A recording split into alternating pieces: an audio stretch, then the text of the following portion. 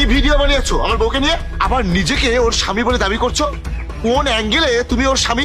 না চেহারায় না চরিত্রে, কোনো দিক দিয়েই নয়। হয়তো আমার চেহারার অবস্থা খারাপ হতে পারে, কিন্তু এটাই সত্য যে আমি ওর স্বামী।